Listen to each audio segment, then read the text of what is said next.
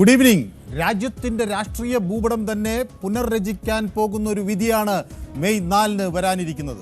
നിർണായക ദിനത്തിനായി കാത്തിരിക്കുകയാണ് എല്ലാവരും. കേരളത്തിൽ വിജയം UDF-ലേക്ക് വഴിമാറുന്നു എന്ന സൂചനകളോടെ പ്രവചനങ്ങൾ വന്നു. അപ്പോൾ ശ്രദ്ധാകേന്ദ്രമാകുന്നത് VD സതീശൻ തന്നെ. മുഖ്യമന്ത്രി സ്ഥാനത്തിനായി സമ്മർദ്ദം ശക്തമാകുന്നുണ്ടോ? രാഷ്ട്രീയ സമവാക്യങ്ങൾ എന്താണ് സൂചിപ്പിക്കുന്നത്? അതേസമയം വെസ്റ്റ് ബംഗാളിൽ അധികാര പോരാട്ടം അതീവ നിർണായക ഘട്ടത്തിലേക്ക് നീങ്ങുകയാണ്. മമതാ ബാനർജി പ്രതിരോധ നിലപാടിലേക്ക് മാറുകയാണ്. BJP അധികാരത്തിലേക്ക് വരാനുള്ള സാധ്യതയുണ്ടോ? തമിഴ്നാട്ടിൽ പുതിയ കണക്കുകൂട്ടൽ എങ്ങനെ, പുതിയ സമവാക്യങ്ങൾ എങ്ങനെ ഉരുത്തിരിയും? കേരളത്തിൽ സതീശൻ ശ്രദ്ധാകേന്ദ്രമാകുമ്പോൾ ബംഗാളിലും തമിഴ്നാട്ടിലും ആരാണ് അവസാനം ചിരിക്കുക? ദേശീയ രാഷ്ട്രീയത്തിൻ്റെ ഈ നിർണായ നാഴികകളിൽ എല്ലാ കണക്കുകളും ഫലങ്ങളിലേക്കാണ്. Welcome to the election channel.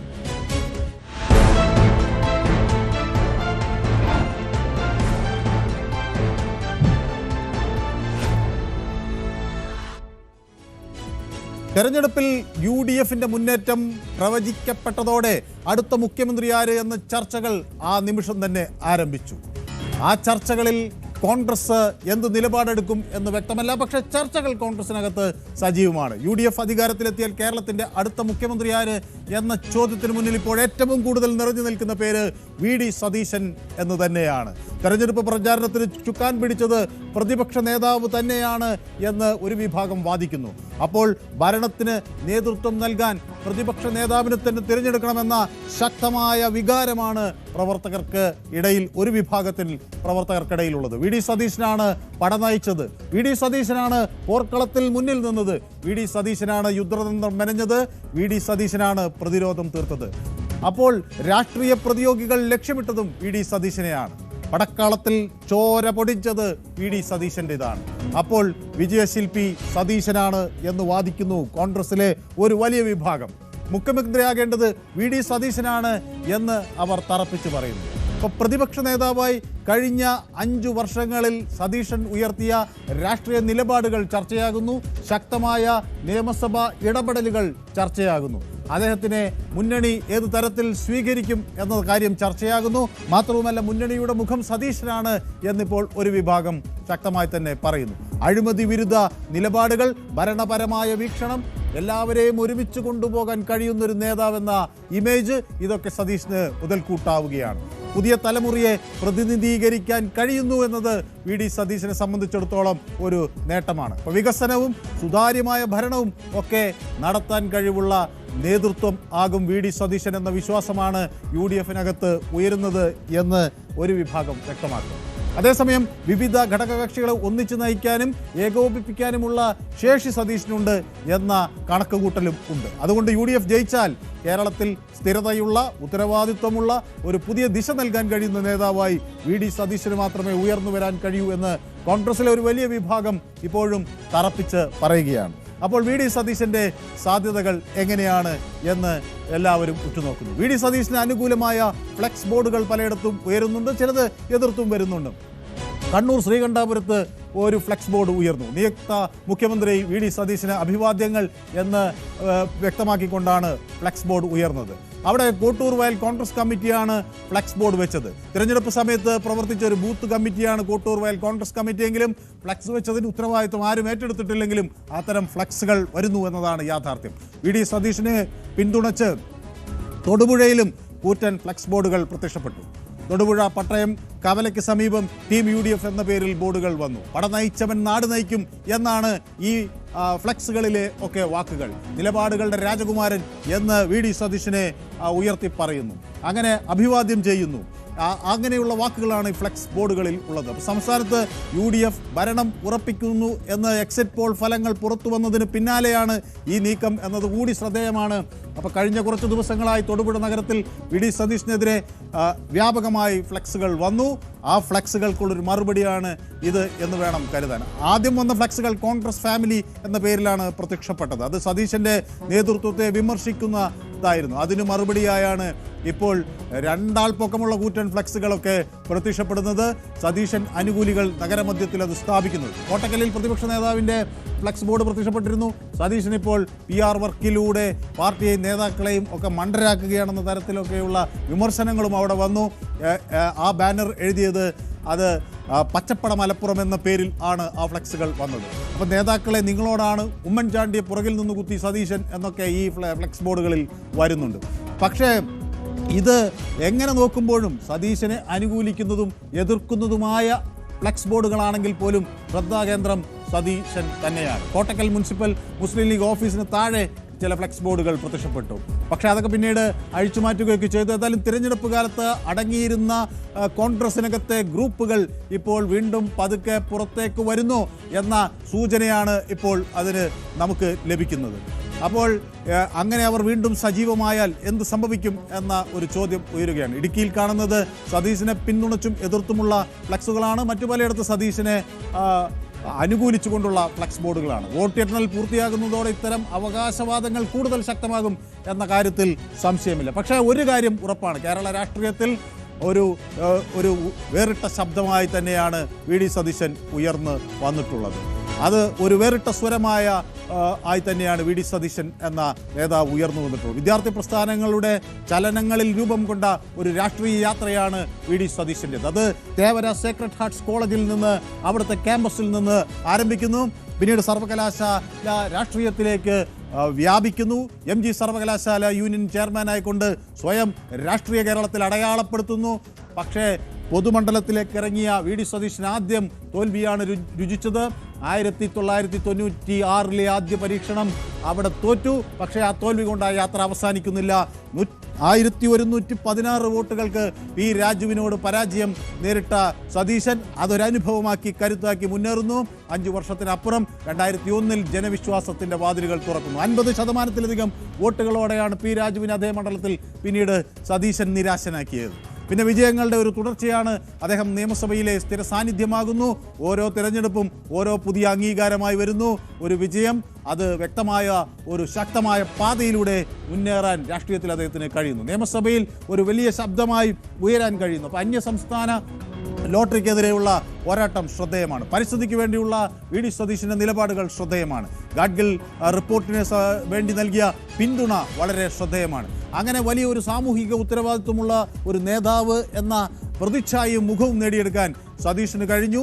ആ ചുമതലകളിൽ അദ്ദേഹത്തിൻ്റെ നേട്ടം കേരളം കണ്ടതാണ്. AICC സെക്രട്ടറിയായി, KPCC വൈസ് പ്രസിഡന്റായി സംഘടനയുടെ വിവിധ തലങ്ങളിൽ അദ്ദേഹം കഴിവുകൾ പ്രകടിപ്പിച്ചു. ഇന്ന് പ്രതിപക്ഷ നേതാവെന്ന നിലയിൽ VD സതീശൻ്റെ വാക്കുകൾക്ക് രാഷ്ട്രീയ ഗൗരവം ഏറെയാണ്.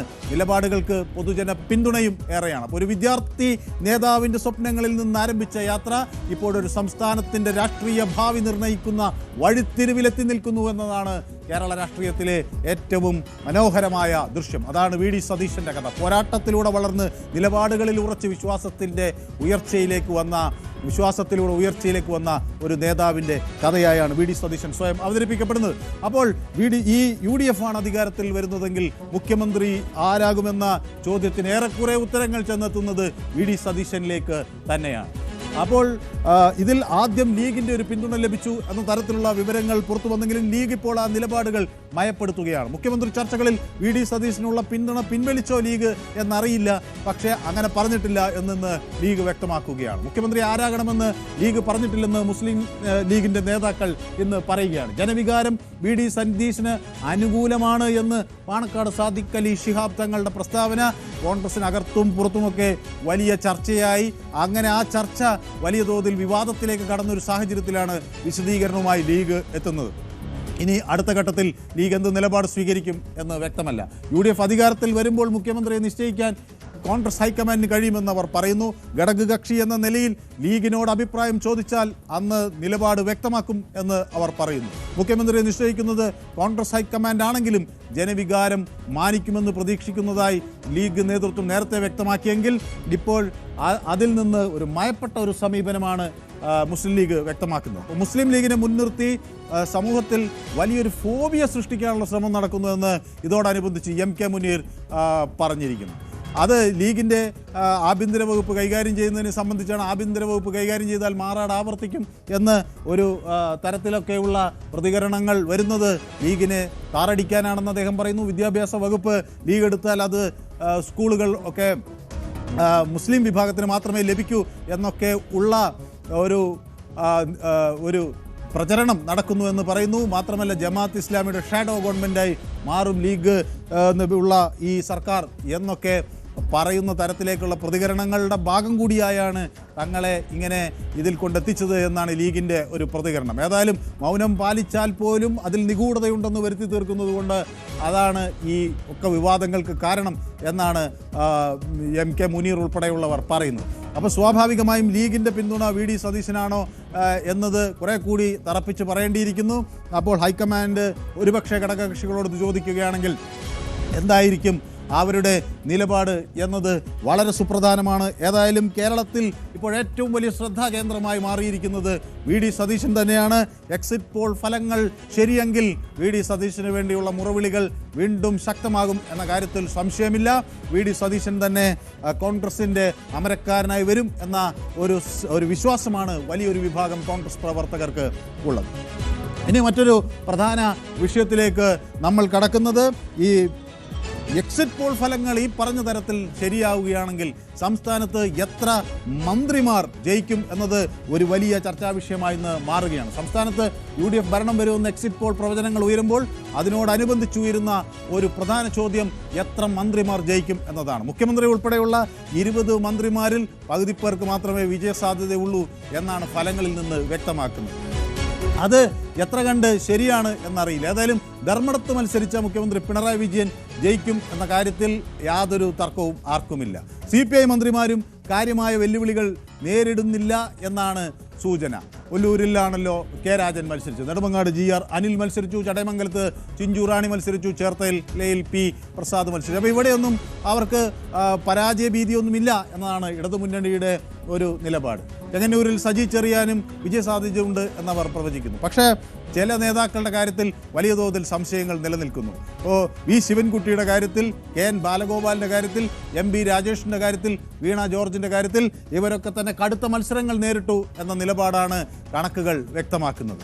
അപ്പോൾ ഇതിൻ്റെ അന്തിമ ഫലം വന്നാൽ മാത്രമേ ഇത് ആര് ജയിച്ചു എന്ന് നമുക്ക് പറയാനാകും. നേമത്ത് V ശിവൻകുട്ടി കഴിഞ്ഞ തവണ ജയിച്ചത് 6415 വോട്ടുകളുടെ ഒരു ഭൂരിപക്ഷത്തിലാണ്. അപ്പോൾ 6415 വോട്ടുകൾ എന്ന് പറയുമ്പോൾ അതിൻ്റെ കണക്കുകൾ കൂടി നമുക്ക് ഉണ്ട്. 6415 വോട്ടുകൾ എന്ന് പറയുമ്പോൾ അത് ഏതൊരു ഘട്ടത്തിലും എളുപ്പത്തിൽ മറികടക്കാവുന്നതാണ്. അതിൻ്റെ മറ്റൊരു വശം, അതിനു മുൻപ് അതിനേക്കാൾ വലിയ ഭൂരിപക്ഷത്തിൽ അവിടെ നിന്ന് O രാജഗോപാൽ ജയിച്ചിട്ടുണ്ട്. അത് 2016 BJPക്ക് ലഭിച്ച 8671 വോട്ടിൻ്റെ ലീഡാണ് മറികടന്നാണ് V ശിവൻകുട്ടി കഴിഞ്ഞ തവണ 6415 വോട്ടിലേക്ക് പോയത്. അപ്പോൾ അവിടെ ഈ മത്സരം ശബരിനാഥ് വരുന്നതോടുകൂടി ആര് ഏത് തരത്തിൽ ബാധിക്കപ്പെടും എന്ന ഒരു ചോദ്യം അവിടെ ഉയരുകയാണ്. ആ നേമം മണ്ഡലത്തിൽ മന്ത്രിക്ക് എന്തു ചെയ്യാൻ കഴിയും എന്ന ചോദ്യം.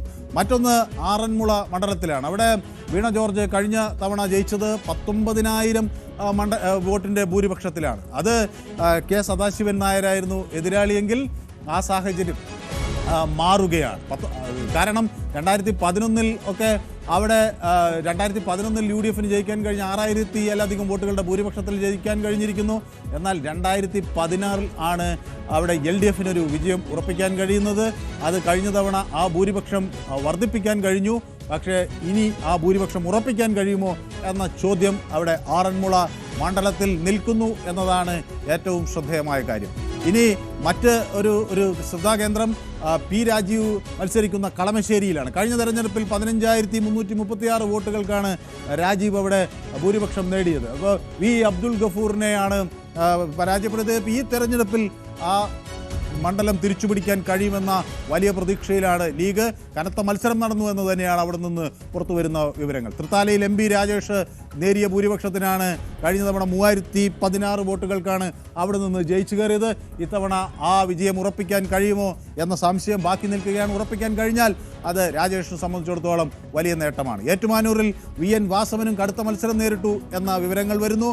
തരൂരിൽ നിന്ന് തിരൂരിലേക്ക് മാറി മത്സരിച്ച വി അബ്ദുറഹ്മാൻ്റെയും വിജയത്തെ സംബന്ധിച്ച് കൃത്യമായ ഒരു ഉറപ്പ് പറയാൻ പല ഇടതുമുന്നണി കേന്ദ്രങ്ങൾക്കും കഴിയുന്നില്ല എന്നതാണ്. ഇരിഞ്ഞാലക്കുടയിൽ ആർ ബിന്ദു ശക്തമായ മത്സരം നേരിട്ടു. ഇടുക്കിയിൽ റോഷി അഗസ്റ്റിനും മാനന്തവാടിയിൽ OR കേളുവും കണ്ണൂരിൽ രാമചന്ദ്രൻ കടന്നപ്പള്ളിയും ഒക്കെ തീർച്ചയായും ശക്തമായ മത്സരങ്ങൾ നേരിട്ടു എന്ന കാര്യത്തിൽ സംശയമില്ല.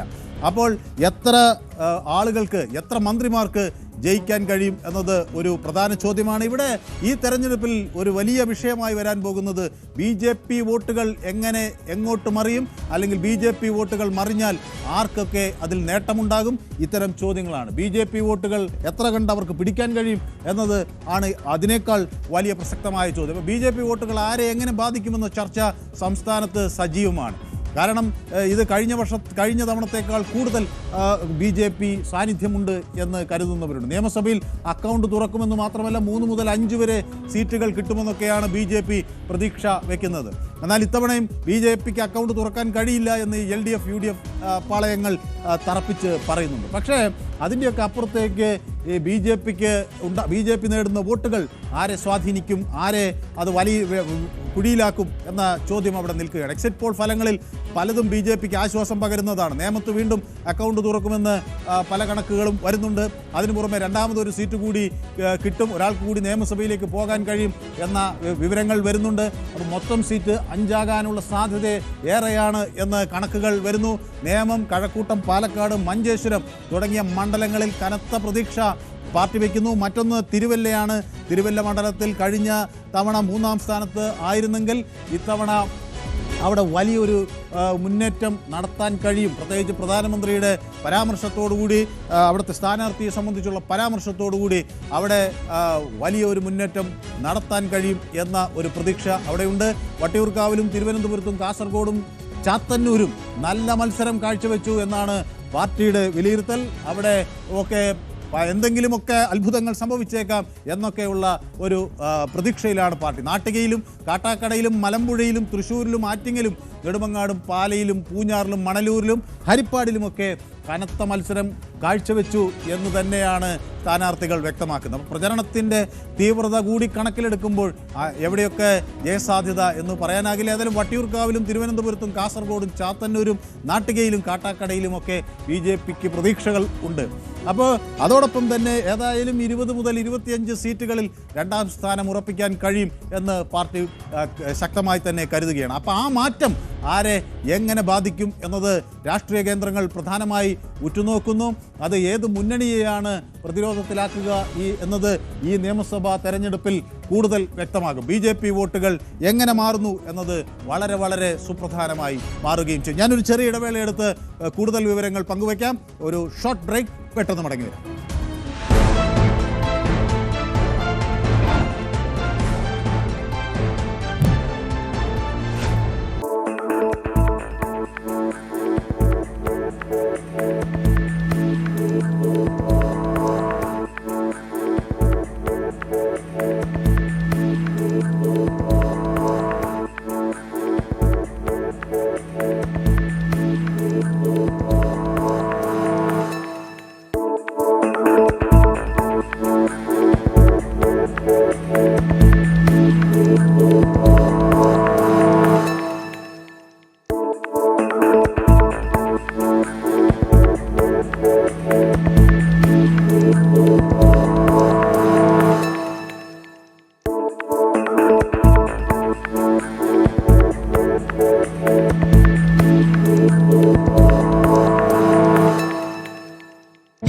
Real time, on the go, India chooses Network 18.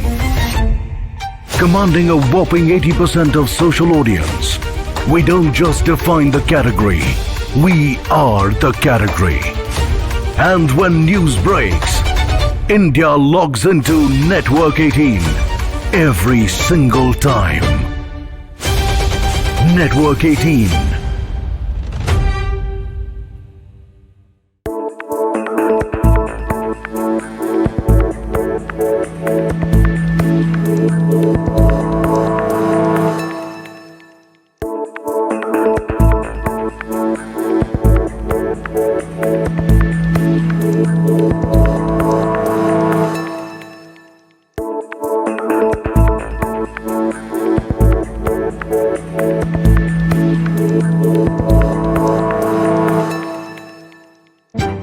real time.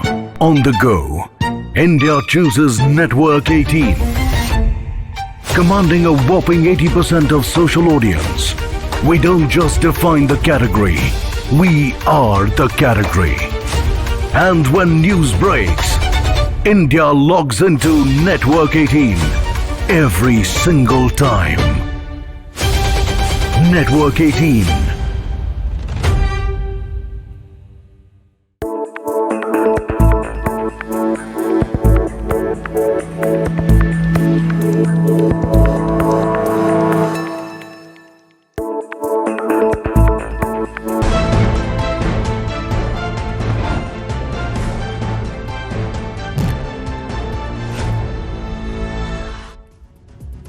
Welcome back to election channel. കേരളത്തിൽ സാഹചര്യം ഇതാണെങ്കിൽ തമിഴ്നാട്ടിലെ രാഷ്ട്രീയ സാഹചര്യം കൂടി മലയാളികൾ വളരെ സഗൗരവത്തോടെ ഉറ്റുനോക്കുകയാണ്. തമിഴ്നാട് നിയമസഭാ തെരഞ്ഞെടുപ്പിൽ TVKയുടെ മുന്നേറ്റം എങ്ങനെയാകും എന്ന ചർച്ച നേരത്തെ തന്നെ ഉണ്ടായിരുന്നു. പക്ഷേ ഇപ്പോൾ എക്സിറ്റ് പോളുകൾ വരുമ്പോൾ അതിൽ ഈ TVKയ്ക്കും വലിയ ഒരു മുന്നേറ്റം അവിടെ ഉണ്ടാകുമെന്ന് ഒട്ടനവധി എക്സിറ്റ് പോളുകൾ പ്രവചിക്കുന്നുണ്ട്. നടനും രാഷ്ട്രീയക്കാരനുമായ വിജയിയുടെ വിജയം ഒരു ചരിത്ര നിമിഷമാകും എന്ന് എക്സിറ്റ് പോളുകൾ പറയുകയാണ്. പുതുമുഖ രാഷ്ട്രീയ പാർട്ടികളുടെ പ്രകടനങ്ങൾക്ക് അതൊരു മാതൃകയാകും എന്ന് എക്സിറ്റ് പോൾ ഫലങ്ങളും അവിടെ നിന്ന് ചില വിവരങ്ങളുമൊക്കെ വരികയാണ്. അപ്പം നടൻ മുൻ തമിഴ്നാട് മുഖ്യമന്ത്രിയുമായ MG രാമചന്ദ്രൻ സ്ഥാപിച്ച AIDMK സമാനമായ ഒരു പ്രകടനം കാഴ്ചവെച്ചിരുന്നു. 1997 ആദ്യ തിരഞ്ഞെടുപ്പിൽ മത്സരിച്ചപ്പോൾ 65 സീറ്റുകളും നേടി ആണ് നിയമസഭയിൽ എത്തിയത്. അപ്പം മൊത്തം സീറ്റുകളിലെ 55.6% സീറ്റുകൾ അദ്ദേഹത്തിന് നേടാൻ കഴിഞ്ഞു എന്ന് ഒക്കെ ഉണ്ട്. അപ്പോൾ 1977 ആ ചരിത്രം MGRന്റെ ചരിത്രം വിജയ്ക്ക് ആവർത്തിക്കാൻ കഴിയുമോ എന്നാണ്. കാരണം ഈ പുതുമുഖ പാർട്ടികൾ ഏത് തരത്തിലുള്ള പ്രകടനം കാഴ്ചവെക്കുമെന്നതിനെ സംബന്ധിച്ചൊരു വലിയ കണക്കുണ്ട്.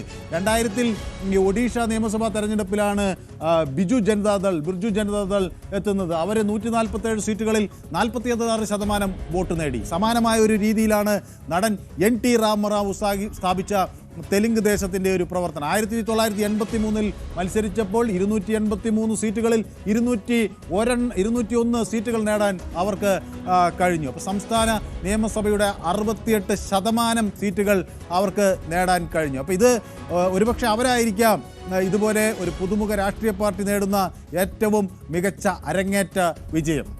RJDക്കും CPMനുമൊക്കെ അവരുടെ ആദ്യ തെരഞ്ഞെടുപ്പുകളിൽ ഇതുപോലെ നല്ല പ്രകടനം കാഴ്ചവെക്കാൻ കഴിഞ്ഞിട്ടുണ്ട്. അത് പക്ഷേ കുറേ മുന്നെയാണ്. 14 പാർട്ടികൾ അവരുടെ ആദ്യ തെരഞ്ഞെടുപ്പിൽ 1/3 പോലും കടക്കാൻ കഴിഞ്ഞില്ല എന്നുകൂടിയുള്ള കണക്കുകൾ നമുക്കുണ്ട്. പ്രത്യേകിച്ച് ഇപ്പോൾ ഈ കമലഹാസൻ്റെ മക്കൾ നീതി മയ്യം പോലുള്ള പാർട്ടി 2021 തമിഴ്നാട്ടിൽ അരങ്ങേറ്റം കുറിച്ചു. തെരഞ്ഞെടുപ്പിൽ പക്ഷേ 3.4% വോട്ട് വിഹിതം മാത്രമാണ് അവർക്ക് നേടാൻ കഴിഞ്ഞത്. മത്സരിച്ച 180 സീറ്റുകളിൽ ഒന്നുപോലും ജയിക്കാൻ കഴിഞ്ഞില്ല. നടൻ വിജയകാന്തിൻ്റെ പാർട്ടി ഉണ്ടായിരുന്നു. 2005 DMDK രൂപീകരിച്ചത്. 2006 അവർ തെരഞ്ഞെടുപ്പിലെത്തി മത്സരിച്ചു. പാർട്ടി മത്സരിച്ച് 232 സീറ്റുകളിൽ 1 മാത്രമേ നേടിയുള്ളൂ. 8.5% വോട്ട് അവർക്ക് ലഭിക്കുകയും ചെയ്തു. 2001 പശ്ചിമബംഗാളിലെ കാര്യം എടുത്തപ്പോൾ അവിടെ ആദ്യമായി മത്സരിച്ച തൃണമൂൽ കോൺഗ്രസിൻ്റെ സംസ്ഥാന കണക്ക് നോക്കുമ്പോൾ സംസ്ഥാന നിയമസഭയിൽ വെറും 20% സീറ്റുകൾ ആണ് അവർക്ക് കിട്ടിയത്. 39% വോട്ട് വിഹിതം അവർക്കുണ്ടായിരുന്നു. അതേസമയം 1965 നമ്മുടെ കേരള നിയമസഭാ തെരഞ്ഞെടുപ്പിൽ മത്സരിച്ച CPIMന് ഇതുപോലെ വലിയൊരു മുന്നേറ്റം മത്സരിച്ച 73 സീറ്റുകളിൽ വലിയൊരു മുന്നേറ്റം നേടാൻ കഴിഞ്ഞു എന്ന് കാണുന്നു. ശിവസേനയും അതുപോലെ നടൻ പവൻ കല്യാണിൻ്റെയും നേതൃത്വം നൽകുന്ന പാർട്ടികളും ഇതുപോലെ അവരുടെ ആദ്യ തെരഞ്ഞെടുപ്പിൽ മത്സരിച്ചപ്പോൾ അതാത് സംസ്ഥാനങ്ങളിൽ 1% സീറ്റുകൾ പോലും അവർക്ക് നേടാൻ കഴിഞ്ഞില്ല. അവരുടെ വോട്ടിംഗ് വിഹിതം 15% താഴെയായിരുന്നു എന്നതാണ് വ്യക്തമാകുന്നത്. അപ്പോൾ 1962 ഒരു തെരഞ്ഞെടുപ്പിൽ 39% വോട്ട് വിഹിതത്തോടെ സംസ്ഥാന നിയമസഭാ സീറ്റുകളുടെ 4/1 നേടിയാണ് ഭരണകക്ഷിയായ DMK അവിടെ ആധിപത്യം ഉറപ്പിച്ചത്. അപ്പോൾ പല ഘട്ടങ്ങളിൽ ഈ പുതുമുഖ പാർട്ടികൾക്ക് എങ്ങനെ പ്രവർത്തിക്കാൻ കഴിയും എന്നത് പ്രവചിക്കാൻ കഴിയില്ല. വലിയൊരു വിഭാഗം പാർട്ടികൾക്ക് അതിൽ വലിയ നേട്ടമുണ്ടാക്കാൻ കഴിഞ്ഞിട്ടില്ല. പക്ഷേ എക്സിറ്റ് പോൾ ഫലങ്ങൾ പ്രവചിക്കുന്നത് വിജയ് വലിയൊരു മുന്നേറ്റം അവിടെ കാഴ്ചവെക്കുമെന്നാണ്. അപ്പോൾ ഫലങ്ങൾ ശരിയെങ്കിൽ വലിയ മുന്നേറ്റം ഉണ്ടാകും എന്ന് നമുക്ക് കരുതാം. ഒരുപക്ഷെ എക്സിറ്റ് പോൾ ഫലങ്ങളിൽ നിന്ന് വ്യത്യസ്തമാകുമോ എക്സാക്ട് പോൾ ഫലങ്ങൾ എന്ന് നമുക്കറിയില്ല. ബംഗാളിൽ മറ്റൊരു രാഷ്ട്രീയ സാഹചര്യമാണ് നടക്കുന്നത്. ബംഗാളിൽ BJP മുന്നേറ്റം അവിടെ ഉണ്ടാകും എന്ന് എക്സിറ്റ് പോൾ ഫലങ്ങൾ പ്രവചിക്കുകയാണ്. പശ്ചിമ ബംഗാളിലെ വോട്ടെണ്ണൽ കഴിഞ്ഞതോടുകൂടി വോട്ടെണ്ണലിന് അടുക്കുന്നതോടുകൂടി എക്സിറ്റ് പോൾ ഫലങ്ങൾ വന്നതോടുകൂടി അവിടെ മമതാ ബാനർജി ഒരു പാനിക് ബട്ടൺ അമർത്തിയോ എന്ന് സംശയിക്കുന്നവർ ഉണ്ട്. ബംഗാളിലെ വോട്ടെണ്ണലിന് ദിവസങ്ങൾ മാത്രം നിൽക്കുന്ന ഘട്ടങ്ങളിലാണ് അവിടെ ഈ ആശങ്ക പുറത്തു വന്നത്. മുഖ്യമന്ത്രി മമതാ ബാനർജിയുടെ ഒരു അപരിചിതമായ ഒരു മുഖം അവിടെ കണ്ടു. 9 മിനിറ്റ് ദൈർഘ്യമുള്ളൊരു വീഡിയോ അവർ പുറത്തുവിട്ടു. അതിൽ കൈകൂപ്പി അവർ TMC പ്രവർത്തകരോട് ജാഗ്രത പാലിക്കണം എന്ന് പറയുന്നു. EVM സ്ട്രോങ് റൂമുകൾ സംരക്ഷിക്കണം എന്ന് പറയുന്നു. അതോടൊപ്പം അവിടെയൊക്കെ കൃത്രിമം നടന്നു എന്ന് ആരോപിക്കുന്നു. മുഖ്യമന്ത്രി കൊൽക്കത്തയിലെ സ്ട്രോങ് റൂമിലേക്ക് എത്തുന്നു. വോട്ടെടുപ്പിന് എണ്ണിത്തുടങ്ങുന്ന ദിവസങ്ങൾക്ക് മുമ്പ് തൃണമൂൽ കോൺഗ്രസ് പാനിക് ബട്ടൺ അമർത്തുകയാണോ എന്നാണ് ഇപ്പോൾ ഒരു വലിയ സംശയമായി ഉയരുന്നത്. പക്ഷേ കോൺഗ്രസിൻ്റെ ഒരു വലിയ മുന്നേറ്റം ഉണ്ടാകും എന്നാണ് കരുതുന്നത്. അവിടെ TMCയുടെ ഒരു വലിയ മുന്നേറ്റം ഉണ്ടാകും എന്നാണ് കരുതുന്നതെങ്കിലും BJPക്ക് ഒരു നേട്ടമുണ്ടാക്കാൻ കഴിയും എന്ന് പ്രതീക്ഷിക്കുന്ന എക്സിറ്റ് പോളുകളും പുറത്തു വന്നിട്ടുണ്ട്. പ്രതിപക്ഷ നേതാവ് രാഹുൽ ഗാന്ധി നേരത്തെ ഈ AVMകളെ കുറിച്ച് അവരുടെ വിശ്വാസീയതയെക്കുറിച്ചൊക്കെ ചില പരാമർശങ്ങൾ നടത്തിയിരുന്നു. പക്ഷേ അതിനെയൊക്കെ വെല്ലുവിളിച്ചാണ്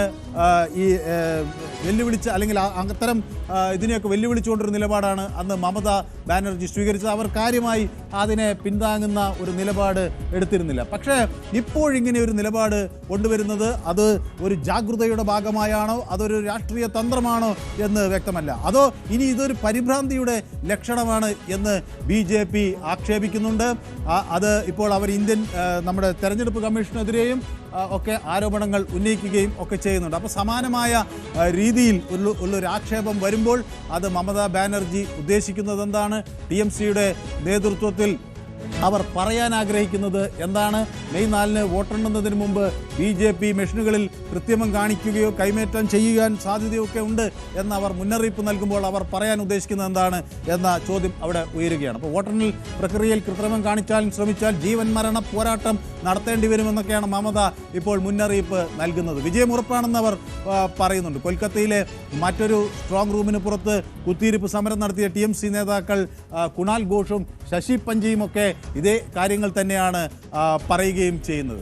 അപ്പോൾ ഇതോടൊപ്പം തന്നെ അവർ ജയിക്കുമെന്ന വലിയൊരു അവകാശവാദം അവർ ഉന്നയിക്കുന്നു. ഇതിനകത്തുള്ള ചില ക്ലിപ്പുകൾ പങ്കിടുന്നു. ഇത്തരം ഒരു നിലപാട് അത് മുൻകൂട്ടി ഒരു ജാമ്യമെടുക്കലാണോ എന്ന് രാഷ്ട്രീയ കേന്ദ്രങ്ങൾ സംശയിക്കുന്നു. ഏതായാലും അതല്ല, തികഞ്ഞ വിജയപ്രതീക്ഷയിലാണ് TMC അവിടെ നിൽക്കുന്നത് എന്ന് കരുതുന്നവരുമുണ്ട്. 2021 പശ്ചിമ ബംഗാൾ തിരഞ്ഞെടുപ്പുകളിൽ ചില ബൂത്തുകളിൽ EVM തകരാറുകൾ റിപ്പോർട്ട് ചെയ്യപ്പെട്ടിരുന്നു. അവിടെ ഈ വോട്ടിംഗ് ശതമാനത്തിൽ ചില പ്രശ്നങ്ങളൊക്കെ ഉണ്ടാവുകയും ചെയ്തിരുന്നു. അപ്പോൾ വോട്ട് ചോരി നടക്കുന്നുവെന്ന ആരോപണം, പക്ഷേ അവർ അന്ന് പറഞ്ഞത് വോട്ട് ചോരി നടക്കുന്നത് ഇലക്ട്രൽ റോളുകളിലാണ് കൃത്രിമം കാണിക്കുന്നത്, മെഷീനുകളിൽ കാര്യമായ കൃത്രിമമില്ല എന്നൊരു നിലപാടാണ്. അതോടൊപ്പം ഇത് സോഫ്റ്റ്വെയറിലാണ് EVMലല്ല എന്നായിരുന്നു അന്ന് TMCയുടെ നിലപാട്. ഏതായാലും ഇപ്പോൾ ഈ കണക്കുകൾ മാറുന്നു. ടുഡേസ് ചാണക്യ, മാട്രിക്സ് തുടങ്ങിയ നിരവധി മാധ്യമങ്ങൾ അവിടെ ഈ പോസ്റ്റ് പോൾ സർവേകൾ പുറത്തുവിടുമ്പോൾ അവിടെയൊക്കെ BJPക്ക് മുൻതൂക്കം പ്രവചിച്ചതിനു ശേഷമാണോ ഈ ഒരു EVM തട്ടിപ്പ് സംബന്ധിച്ച് ഒരു ആരോപണം TMC മെനഞ്ഞെടുത്തത് എന്ന ചോദ്യം അവിടെ ഉയരുകയാണ്. അപ്പോൾ EVM കൃത്രിമം എന്നത് കെട്ടിച്ചമച്ച ഒരു ആശങ്കയാണോ അതോ അതിൽ യാഥാർത്ഥ്യമുണ്ടോ എന്നവിടെ ചോദിക്കുന്നു. പ്രതികൂല ഫലത്തെ മുൻകൂട്ടി കണ്ട് അതിനെ ചോദ്യം ചെയ്യാനും നിയമപരമായി വെല്ലുവിളിക്കാനും ഒക്കെയാണോ ഈ തെരുവ് പ്രതിഷേധങ്ങൾ എന്ന ചോദ്യം അവിടെ ഉയരുകയാണ്. അത് ഒരു പതിറ്റാണ്ടിലേറെ കാലം അധികമായി ശേഷം അവിടെ അധികാരത്തിലുണ്ടായിരുന്ന TMC അധികാരം നഷ്ടപ്പെടും എന്നതിൻ്റെ അസ്വസ്ഥതയിലാണോ എന്നൊക്കെയുള്ള ചോദ്യങ്ങൾ BJPയുടെ കേന്ദ്രങ്ങളിൽ നിന്ന് വരികയാണ്. അപ്പോൾ EVM കൃത്രിമത്വം എന്ന ആഖ്യാനം TMCയുടെ ഒരു യഥാർത്ഥ മുന്നറിയിപ്പാണോ അതോ അത് കണക്കുകൂട്ടി അവർ തയ്യാറെടുക്കുകയാണോ എന്നാണ് ചോദ്യം. വോട്ടെണ്ണലിന് മുന്നിൽ അവരുടെ അസ്വസ്ഥതയുടെ സൂചനയാണോ അതോ അവിടെ യഥാർത്ഥമായ ഒരു ജാഗ്രതയുടെ സൂചനയാണോ എന്ന് വ്യക്തമല്ല. ഏതായാലും മെയ് 4-ന് ഫലങ്ങൾ പുറത്തു വന്ന ശേഷം മാത്രമേ അവിടെ ഒരു EVM സ്വാപ്പിംഗ് നടന്നോ അല്ലെങ്കിൽ ഏതെങ്കിലും തരത്തിലുള്ള കൃത്രിമം നടന്നോ ആ വാദം എത്ര കണ്ട് ശരിയാണ് എന്നൊക്കെ പറയാനാകൂ. പശ്ചിമ ബംഗാൾ നിയമസഭാ തെരഞ്ഞെടുപ്പിൻ്റെ വോട്ടെണ്ണൽ മേൽനോട്ടത്തിനായി കേന്ദ്ര സർക്കാർ ജീവനക്കാരെ നിയോഗിച്ച ഇതിനെ ചോദ്യം ചെയ്തുകൊണ്ട് തൃണമൂൽ കോൺഗ്രസ് ഒരു ഹർജി നൽകിയിരുന്നു. ഏതായാലും ഇന്ന് ആ ഹർജിയൊക്കെ സുപ്രീം കോടതി തള്ളിക്കളയുകയും ചെയ്തിട്ടുണ്ട്. അപ്പോൾ വോട്ടെണ്ണലിലെ സൂപ്പർവൈസർമാരായ വോട്ടെണ്ണലിൽ സഹായികളായി എത്തുന്ന കേന്ദ്ര സർക്കാർ ഉദ്യോഗസ്ഥരെ അവിശ്വസിക്കേണ്ട കാര്യമില്ല, അതിൽ നിയമിച്ചതിൽ തെറ്റില്ല എന്നാണ് കോടതി ചൂണ്ടിക്കാണിക്കുന്നത്. അപ്പോൾ തെരഞ്ഞെടുപ്പ് കമ്മീഷൻ്റെ ഉത്തരവിൽ ഇടപെടാൻ കോടതി സമ്മതിക്കുകയും ചെയ്യുന്നു. അപ്പോൾ കേന്ദ്ര സർക്കാർ ജീവനക്കാർ തങ്ങൾക്കെതിരായി പ്രവർത്തിക്കുമെന്ന തൃണമൂൽ കോൺഗ്രസിൻ്റെ വാദം തെറ്റാണെന്നും സർക്കാർ ജീവനക്കാർക്ക് വിശ്വസ്തത നൽകണമെന്നുമൊക്കെയാണ് കോടതി അവകാശപ്പെടുന്നത്. അപ്പോൾ തൃണമൂൽ കോൺഗ്രസിൻ്റെ അവിടുത്തെ രാഷ്ട്രീയ തന്ത്രം എന്നത് അറിയാനാണ് നമ്മൾ സഗൗരവം കാത്തിരിക്കുന്നത്.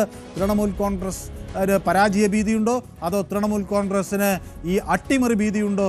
എന്തായാലും അത് വളരെ ഒരു സുപ്രധാനമായ വിഷയമായി മാറുകയാണ്.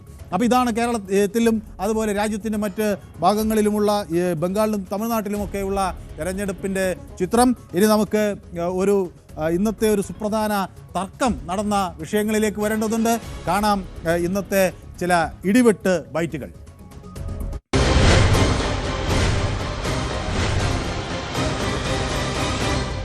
തെരഞ്ഞെടുപ്പ് കഴിഞ്ഞപ്പോൾ സ്ഥാനാർത്ഥികൾ തമ്മിലുള്ള വാദപ്രതിവാദം അത്ര കണ്ട് മറ്റ് മണ്ഡലങ്ങളില്ല. പക്ഷേ അത് ഏറ്റവും കൂടുതൽ അത്തരം ശബ്ദമുയരുന്നതൊക്കെ ബേപ്പൂരിൽ നിന്നാണ്. ബേപ്പൂരിൽ മന്ത്രി മുഹമ്മദ് റിയാസ് ജയിച്ചാൽ താൻ മൊട്ടയടിക്കും എന്നൊക്കെയാണ് ആദ്യം അവിടെ അൻവർ പറഞ്ഞിരുന്നത്. എന്നാൽ ആ വെല്ലുവിളിയിൽ നിന്ന് പിന്നെ അൻവർ ഇന്ന് മലക്കം മറിയുന്നു. റിയാസ് തോറ്റാൽ മൊട്ടയടിക്കാൻ ഉള്ള പന്തയത്തിന് വിളിക്കുകയായിരുന്നു എന്നാണ് വിശദീകരണം. ആ ബൈറ്റ് ഇപ്പോഴും നിങ്ങളുടെ കയ്യിലുണ്ടല്ലോ എന്ന് അൻവർ ചോദിക്കുന്നു. ഏതായാലും അൻവറിന് ഒരു മറുപടി അവിടെ PA മുഹമ്മദ് റിയാസ് നൽകുന്നു. രാഷ്ട്രീയമെന്നത് വ്യക്തികൾ തമ്മിലുള്ള ഗുസ്തി മത്സരമല്ല, ആശയങ്ങൾ തമ്മിലുള്ള പോരാട്ടമാണ് എന്ന് റിയാസ് അൻവറിനെ ഓർമ്മിപ്പിക്കുകയും ചെയ്യുന്നു. കേൾക്കാം ആ പ്രതികരണം. ഞാൻ മുഹമ്മദ് റിയാസിനെ കോഴിക്കോട് പ്രസ് ക്ലബിലേക്ക് ക്ഷണിച്ചല്ലേ, എന്തിനാണ് അഗ്രിമെൻ്റ് എഴുതാൻ? ഞാൻ തോറ്റാൽ ഞാൻ മൊട്ടയടിക്കണം, അദ്ദേഹം തോറ്റാൽ അദ്ദേഹം മൊട്ടയടിക്കണം. ഞാനൊരു കമ്മലും കൂടെ ഇടാന്ന് പറഞ്ഞു. പുള്ളിക്ക് അതിന് ആവശ്യമില്ലാത്തതുകൊണ്ട് ഞാൻ കമ്മൽ ഒഴിവാക്കി കൊടുക്കാന്ന് പറഞ്ഞു. അങ്ങനെ അതൊന്നും എനിക്കറിയില്ല. കമ്മൽ ഞാൻ പുള്ളിക്ക് ഒഴിവാക്കി കൊടുക്കാന്ന് പറഞ്ഞു. പിന്മാറില്ലല്ലോ, ഞാനിപ്പോഴും അതിൽ തന്നെ. ഇനിയും സമയമുണ്ടല്ലോ. ഏറ്റെടുക്കുന്നതിന് തെറ്റില്ലല്ലോ. ഞാൻ നിങ്ങൾ ബെറ്റ് വെക്കുമ്പോൾ 10,000 ബെറ്റ് വെച്ചാൽ നിങ്ങൾ അത് കെട്ടിവെക്കാൻ തയ്യാറാവുണ്ട്.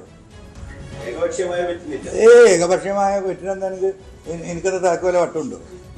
UDF നിസ്വാർത്ഥമായി ഇപ്പോൾ ബേപ്പൂർ നിയോജക മണ്ഡലത്തിൽ പ്രവർത്തിച്ചവരുണ്ട്. നിസ്വാർത്ഥമായി ചിലപ്പോൾ LDF സ്ഥാനാർത്ഥിയെ കുറിച്ച് ഒരു നെഗറ്റീവ് ഉണ്ടാവില്ല, പക്ഷേ UDF ഉയർത്തുന്ന ആശയത്തോട് യോജിപ്പുള്ളത് കൊണ്ട് ബേപ്പൂർ മണ്ഡലത്തിൽ UDF സ്ഥാനാർത്ഥി വിജയിക്കാൻ വേണ്ടി നിസ്വാർത്ഥമായി പ്രവർത്തിച്ചവരുണ്ട്.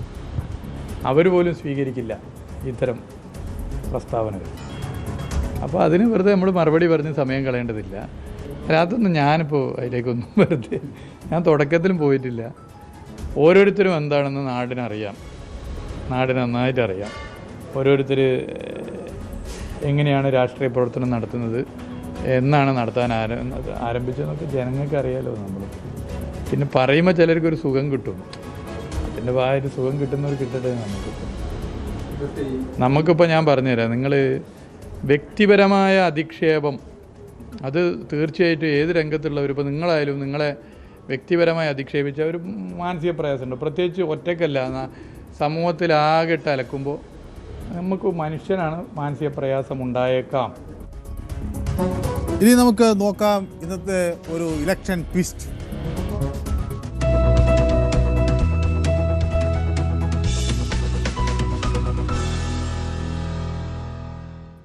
തെരഞ്ഞെടുപ്പ് കഴിഞ്ഞതോടെ RJDയിൽ തന്നെയും സഹോദരപുത്രനെയും തമ്മിൽ തെറ്റിക്കാനുള്ള ഒരു ശ്രമം നടന്നുവെന്ന ഒരു ആരോപണം ഉന്നയിക്കുകയാണ് KP മോഹനൻ. PK പ്രവീണിനെയും തന്നെയും തമ്മിലടിപ്പിക്കാൻ ശ്രമമുണ്ടായി എന്ന് KP മോഹനൻ പറയുകയാണ്. ഇത്തവണ മത്സരത്തിന് ഇല്ല എന്ന് നേരത്തെ തന്നെ വ്യക്തമാക്കിയതാണ്. എന്നിട്ടും 1.5 വർഷം മുമ്പ് പാർട്ടിയിൽ നിന്ന് ചിലർ തനിക്കെതിരെ രംഗത്ത് വന്നു. താൻ മത്സരിക്കരുത് എന്ന് പറഞ്ഞ് അവർ പ്രവീണിൻ്റെ പേര് ഉയർത്തി കലഹമുണ്ടാക്കാൻ ശ്രമിച്ചു എന്നൊക്കെയാണ്. അപ്പോൾ ഒരു കുടുംബ കലഹത്തിന് ഈ തെരഞ്ഞെടുപ്പിന് മുന്നേ ഒരു വേദിയൊരുക്കാൻ പാർട്ടിക്കകത്ത് പ്രവർത്തനങ്ങൾ നടന്നു എന്ന് തുറന്നു പറയുകയാണ് ശ്രീ KP മോഹനൻ. കേൾക്കാം ആ പ്രതികരണം. പാർട്ടിയുടെ കൗൺസിൽ യോഗം വിളിച്ച് കൗൺസിലിലെ ആളുകളെ കൊണ്ടുള്ള അഭിപ്രായങ്ങൾ പറഞ്ഞു. ആ പല അഭിപ്രായത്തിലും നേരിട്ടല്ലാതെയും ചില അഭിപ്രായങ്ങൾ വന്നത് ഞാൻ മത്സരിക്കരുത് എന്ന അഭിപ്രായം തന്നെ കൗൺസിൽ യോഗത്തിൽ വന്നു. ഞാൻ എന്തായാലും അതിനു മുമ്പേ തന്നെ കഴിഞ്ഞ ഫെബ്രുവരി 2-ാം തീയതി തന്നെ ഏകദേശമുള്ള തീരുമാനം എടുത്തിരുന്നു, മത്സരിക്കുന്നില്ല എന്ന്. അന്നതവിടെ അറിയിക്കുകയും ചെയ്തു. അപ്പോൾ അത് വാർത്തയായപ്പോഴാണ് പലരും വിളിച്ച് ചോദിക്കാൻ തുടങ്ങിയത്, അതെന്താ അങ്ങനെ, അതെന്താ അങ്ങനെ. ഞാൻ പറഞ്ഞു അത് നമുക്ക് പിന്നെ പറയാം, എന്തായാലും ഞാൻ മത്സരരംഗത്തില്ല.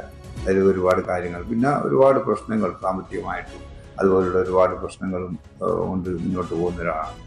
മന്ത്രിയായപ്പോഴും അത് MLA ആയപ്പോഴും ഒക്കെ തന്നെ നാട്ടിലെ വികസനവും നാട്ടിലെ പ്രവർത്തനവും നാട്ടുകാർക്ക് വേണ്ടിയും ഒക്കെ തന്നെ വികസന രംഗത്തും ഒക്കെ തന്നെ പ്രവർത്തിച്ചു കൊണ്ട് മുന്നോട്ട് പോയ ഒരാളാണ് ഞാൻ.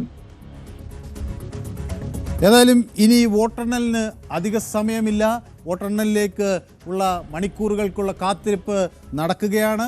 അപ്പോൾ വോട്ടെണ്ണിക്കഴിയുമ്പോൾ കൂടുതൽ തുറന്നു പറച്ചിലുകൾ ഉണ്ടാകും, കൂടുതൽ പൊട്ടിത്തെറികൾ ഉണ്ടാകും, കൂടുതൽ വിവാദങ്ങൾ ഉണ്ടാകും എന്ന കാര്യത്തിൽ സംശയമില്ല. ഏതായാലും മെയ് 4 ആ ഒരു ദിനം ജനവിധിയുടെ ദിനമാണ്. അതെല്ലാവരും ന്യൂസ് 18 ഉണ്ടാകും എന്ന് പ്രതീക്ഷിക്കുകയാണ്. ഇന്നത്തെ ഇലക്ഷൻ ചാനൽ ഇവിടെ സമാപിക്കുന്നു. നാളെ വീണ്ടും കാണാം മറ്റ് ചില ചിത്രങ്ങളുമായി.